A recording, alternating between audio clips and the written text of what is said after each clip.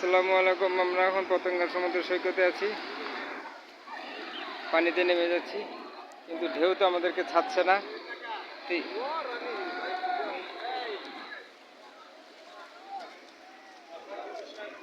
ঢেউ আমাদেরকে ছাড়ছে না আসলে। তারপর আমরা আপনাদেরকে নিয়ে এসেছি সেই পতেঙ্গা সমুদ্র সৈকত। তো যারা আসতে পারেন নিয়ে আসবেন, এবং অনেক ভালো লাগবে যে পতেঙ্গা সমুদ্র সৈকতে যে এখানে যে এত সুন্দর একটা পরিবেশ পরিস্থিতি, এখানে মানুষের জন্য আনন্দঘন পরিবেশ।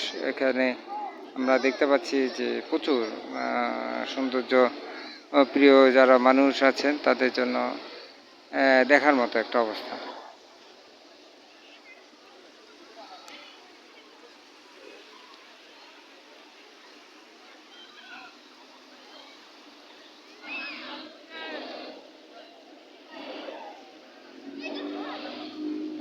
সবাইকে আসলে ধন্যবাদ আমাদের সাথে থাকার জন্য। আসলে